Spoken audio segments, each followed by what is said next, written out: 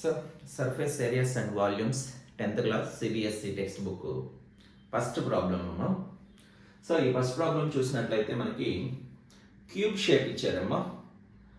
రెండు క్యూబ్స్ని అవి కూడా 64 సెంటీమీటర్ క్యూబ్ ఉన్న వాల్యూమ్ ఉన్న రెండు క్యూబ్స్ని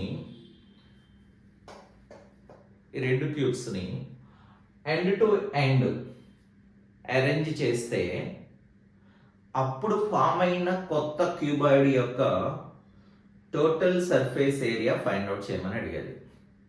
ఇది క్వశ్చన్. ఫస్ట్ ఇచ్చింది క్యూబ్, దాని వాల్యూమ్ ఇచ్చారు. ఆ రెండు క్యూబ్స్ని మీకు ఇలా డ్రా చేశాను సపరేట్గా.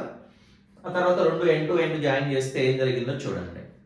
ఇక్కడ మీరు నోటీస్ చేయాల్సిన విషయం ఏంటి అంటే లెంత్ మాత్రమే పెరిగింది. కొత్తగా ఫామ్ అయిన ఈ రెండు క్యూబ్స్ నుంచి కొత్తగా ఫామ్ అయిన ఈ క్యూబ్ యొక్క లెంత్ లో మాత్రమే చేంజ్ వచ్చింది. లెంత్ ఏమైంది చూసారా, డబల్ అయింది. సో బ్రెడ్త్ హైట్లు ఇక్కడ ఏదైతే ఉన్నాయో ఇక్కడ కూడా అదే ఉన్నాయి. కొంచెం అడ్జస్ట్ అవ్వండి, క్యూబ్స్ లాగా లేవు, బట్ మనం చేత్తో డ్రా చేయడం కదా అది.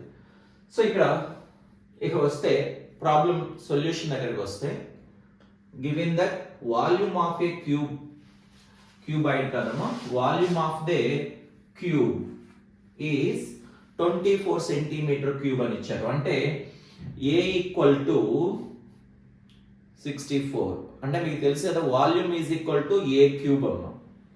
అంటే ఇది వాల్యూమ్ ఇచ్చారు, a cube is equal to volume. అప్పుడు a ఎంత అవుతుందంటే క్యూబ్ రూట్ 64 అవుతుంది, 4 సెంటీమీటర్స్ అవుతుంది. అంటే ఇది వచ్చేసి సైడ్ ఎంత ఉన్నట్టు మనకి 4 సెంటీమీటర్స్, హైట్ కూడా 4 సెంటీమీటర్సే ఉన్నట్టు, బ్రెడ్త్ కూడా 4 ఉన్నట్టు అమ్మా. వీటిని ఎండ్ టు ఎండ్ కనుక జాయిన్ చేస్తే ఇది 4 ఉంటుంది, ఇది 4 ఉంటుంది, హైట్ కూడా 4 ఉంటుంది, అండ్ బ్రెడ్త్ కూడా 4 ఉంటుంది. సో ముందుగా నేను ఏం చేశానంటే వాల్యూమ్ ఇచ్చారు, దాని నుంచి సైడ్ కనుక్కున్నాను. సైడ్ తర్వాత ఒకదానికి ఎండ్ లో ఇంకొకటి అరేంజ్ చేసినప్పుడు ఫామ్ అయిన క్యూబాయిడ్ యొక్క లెంత్ ఏమవుతుంది అంటే a ప్లస్ a అవుతుంది. So a plus a 2a that equal to a అంటే 4 కాబట్టి 8 సెంటీమీటర్స్. ఇంత అవసరం లేదు, మీకు అర్థం కావాలని ఎంత రాశాను, మీరు డైరెక్ట్ గా l ఈక్వల్ టు 8 అని రాసుకోవచ్చు అమ్మా. l వచ్చేసి 8 సెంటీమీటర్స్. బ్రెడ్త్ మారదని చెప్పుకున్నాం, 4 సెంటీమీటర్స్ ఉంటుంది. హెచ్ వచ్చేసి అన్ని కూడా సెంటీమీటర్స్ లోనే ఉంటాయమ్మా, ఎందుకంటే వాల్యూమ్ సెంటీమీటర్ క్యూబ్ ఇచ్చారు కాబట్టి లెంత్ బ్రెడ్త్లు కూడా మనకి హైట్లు కూడా సెంటీమీటర్స్ లోనే ఉంటాయి. Next total surface area of A cuboid A equal to 2 into LB plus BH plus HL అనే ఒక ఫార్ములా మనకి అందరికీ తెలిసిన ఫార్ములా. దీంట్లో ఇక్కడ ఇచ్చిన వాల్యూస్ ని సబ్స్టిట్యూట్ చేసి సింప్లిఫై చేస్తే 160 సెంటీమీటర్ స్క్వేర్ వచ్చింది. ఇదమ్మా ప్రాబ్లం. దీన్ని మనం ఓరల్ గా కూడా చేసేసేయచ్చు.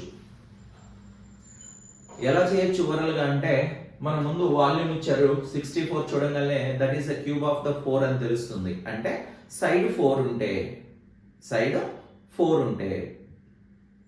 నెక్స్ట్ దాని యొక్క వాల్యూమ్ 64 ఉంటుంది కాబట్టి సైడ్ 4 ఉన్నటువంటి ఒక క్యూబ్ ఇచ్చారు. ఈ రెండు క్యూబ్స్ ని పక్క పక్కనే అరేంజ్ చేసినప్పుడు లెంత్ లో మాత్రమే మనకి చేంజ్ వస్తుంది, బ్రెడ్త్ హైట్ సేమ్ ఉంటుంది.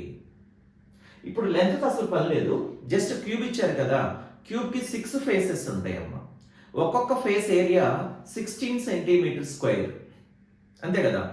క్యూబ్ ఉన్నప్పుడు ఒక ఫేస్ వచ్చేసి స్క్వేర్ షేప్ లో ఉంటుంది, సైడ్ వచ్చేసి 4 ఉన్నప్పుడు దాని యొక్క ఒక ఫేస్ ఏరియా ఎంత, 4 స్క్వేర్, 16 సెంటీమీటర్ స్క్వేర్. మరి రెండు క్యూబ్స్ మనం పక్క పక్కనే జాయిన్ చేసామనుకోండి, ఆ జాయిన్ అయిన రెండు ఫేస్లు క్లోజ్ అయిపోతాయి, ఇంకా 10 ఫేసెస్ ఉంటాయి. ఒక్కొక్క ఫేసు 16 సెంటీమీటర్ స్క్వేర్ అయితే 10 ఫేసెస్ వచ్చేసి 160 సెంటీమీటర్ స్క్వేర్. ఇది నేను జస్ట్ ఓవరాల్ గా చెప్పానమ్మా. లేదు మీకు ఇది ఈజీగా ఉంది అనుకుంటే ఇలా చేసేసేయండి. సో ఫస్ట్ వాల్యూమ్ నుంచి సైడ్ కనుక్కున్నాను, సైడ్ నుంచి కొత్తగా వచ్చిన మెజర్మెంట్స్ కనుక్కొని టోటల్ సర్ఫేస్ ఏరియాలో సబ్స్టిట్యూట్ చేశాను. That's all.